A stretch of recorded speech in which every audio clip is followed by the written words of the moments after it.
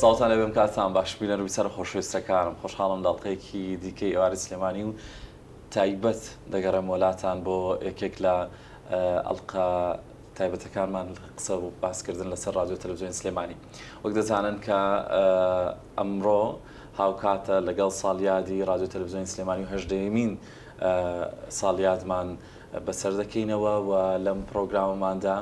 پیرۆزبایی لە سەرجەم دەستەی کارکردنی رادیۆ تەلەڤیزیۆنی سلێمانی و ئەم ستافە بەڕێزە دەکەم لە بەڕێوەبەر و هەموو کارمەندە خۆشەویستەکان و هاوکارانی بەڕێز و عەزیزم لە وێنەگران و لە هەموو ئەوانەی لە پشت کامێرە و لە بەردەم کامێرە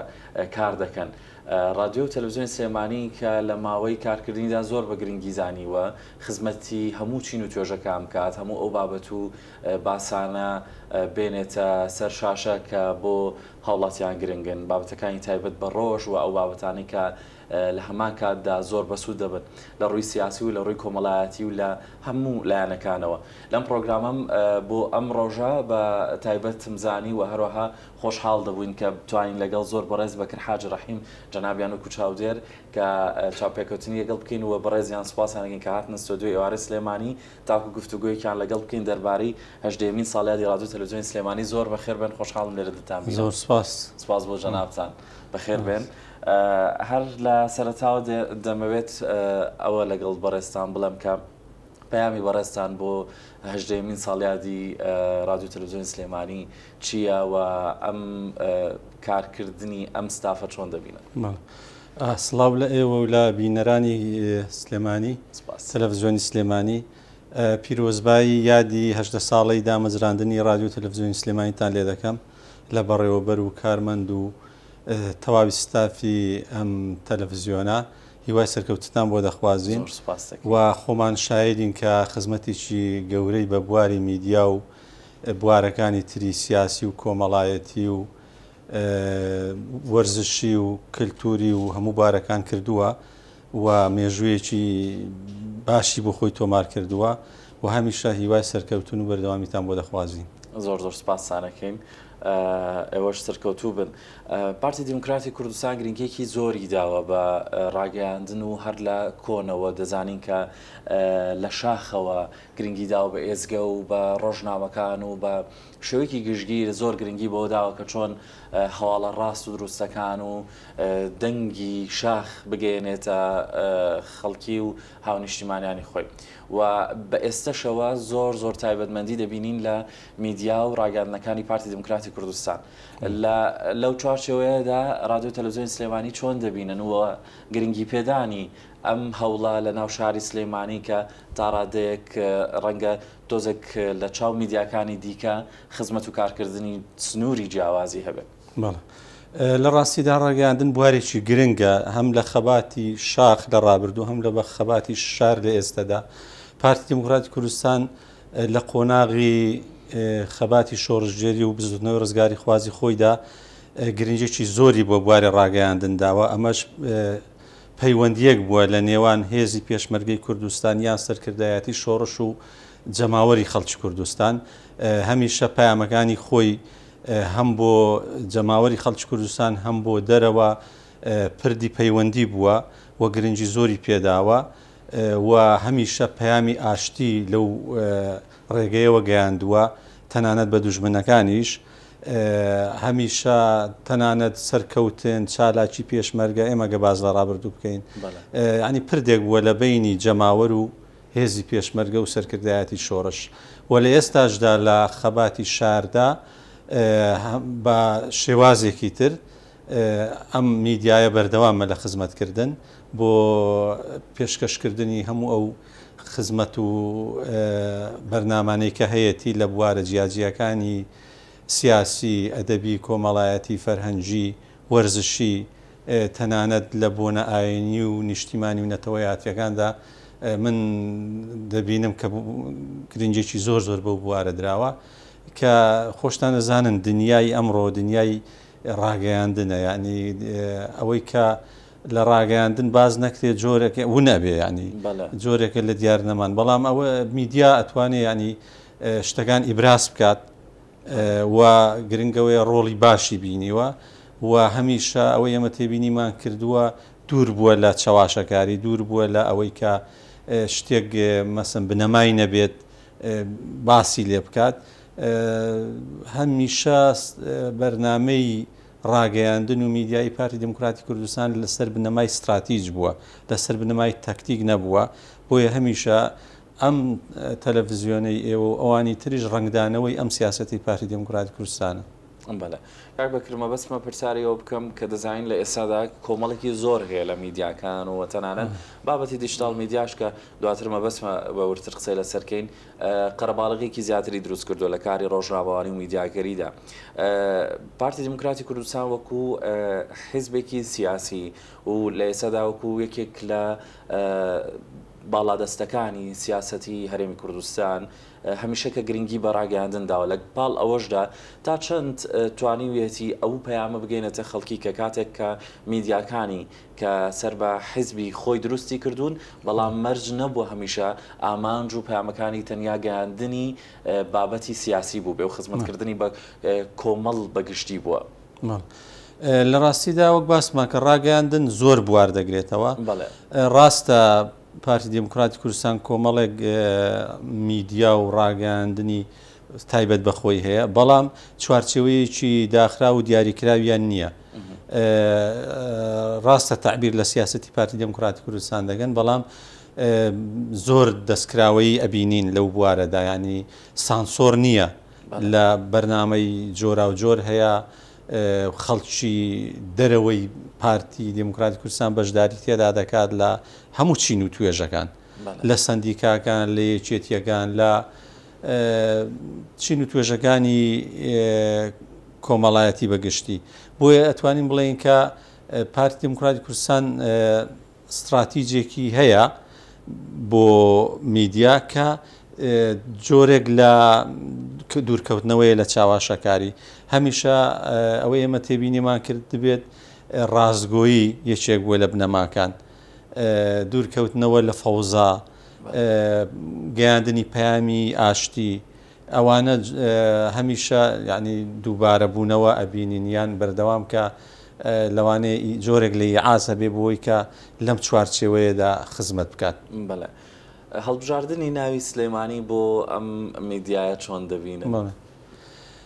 لە ڕاستیدا ئێمە لە قۆناغی ڕابردوو لە قۆناغی خەباتی شاخ پارتی دموکراتی کوردستان رادیۆ دەنجی کوردستانی عێراقی هەبوو کە دەتوانین بڵێین ئەم رادیۆیە کە لە سلێمانی هەیە و رادیۆی تریش درێژە پێدەری دەنجی کوردستانی عێراقن و ناوەکەشی لەوانەیە هەر بە جۆرێک لە جۆرەکان لەو ناوە هاتبێت رادیۆی سلێمانی کە پێشتر دەنجی کوردستان رادیۆ سلێمانی بوو دوایی وا بزانم ناوەکەی کرا بە رادیۆ بۆی کە بڵێن تایبەت بە شاری سلێمانی و هەروەها تەلەڤیزیۆنەکەش هەر تەلەڤیزیۆنی سلێمانی من پێم وایە ناوێکی زۆر گونجاوە لەبەرەوەی کە هەم بۆ خۆی لێرە پەخشی هەیە هەم ستۆدیۆی لێرە هەیە هەم ئۆفیسی لێرەیە کەواتە دەبێت ڕنگدانەوەی شاری سلێمانی بەسەرەوە بێت جا چ لە بەرنمەکانی بێت لە میوانەکانی بێت لە ژینگەکەی بێت لە جۆری لەهجەی دەربڕین بێت ئێمە هەز دەکەین کە خزمەتێکی باشی کردووەوە من زۆر جار متابعی پەیجەکەم کردوە بینەرێکی باشی هەیە ئەمەش جێگای دڵخۆشیە. باسان لە متابعکردن و کەناڵەکە کردوکو تەلەڤیزیۆن یاخود و رادیۆ بێ ئەو پرۆگرام و ئەو بابەتانی کە پێشکەشی دەکات چۆن هەڵی دەسەنگێنن؟ بەڵێ بەگشتی میدیا لەبەرەوەی کە بڵێن لە هەرێمی کوردستاندا جۆرێک لە ئازادی ڕۆژنامەگەری و ئازادی میدیای و ڕاگەیاندن هەیە بەڕاستی زۆر بووە یعنی ڕاگەیاندن بەڵام هەر یەکەشی تامی خۆی هەیە هەر یەکەشی پەیامی خۆی هەیە ئەمە پێمان وایە کە رادیۆ و تەلەڤیزیۆنی سلێمانی بەرنمەیەک تایبەت بەخۆی هەیە بینەری تایبەت بەخۆی هەیە بەرنمەی تایبەت بەخۆی هەیە لە ڕابردووەی کە من بیرم بێ بەرنمەی ڕافەی هەبوو بەرنمەی ئەزمموی قەڵەمێک ئێستا بەرنمەیەک تازتان هەیە بەرنمەی ئەزممون ئەویش خەڵکیشکی کەسایەتی بەشدار دەبێت بەرنمەی ئێوارانی سلێمانی وا بزانەوە ناوەکەی وە بزانم ئەم بەرنمەیە ناوەکەی ئەوەیە ئێمە ینی بەرنامەی جۆرا و جۆری هەیە، ئەنی ئەوە نییە بڵێ قەتیز بوو بێ لە یەک بەرنامەدا، ئەنی لە بوارەکانی تریشدا خزمەت دەکەن، بۆیە مای خۆشحاڵیە و هەر بەرنمەیەکیش لەوانەیە بینەری خۆی هەبێ، بینەرەکان جیاواز بن. خۆ دەزانی کۆمەڵانی خەڵک ینی جۆرا و جۆرن، هەر یەکەی حەزی لە بوارێکە، بۆیە هەز دەکەم ئێوەش جۆرێک لە تەوزیعی ئەدوارتان کردبێ لە بابەتەکان، ینی زیاتر هەموو چین و تۆژەکان بگرێتەوە. خۆشحاڵین کە بۆ چەشنەش ئێوە لی تێدەگەن بە دڵنیاییەوە هەمیشە تەلەڤیزیۆن و رادیۆ سلێمانی گرنگی بۆی داوە هەمە چەشن بێ لە بابەتەکانی و بتوانێت هەموو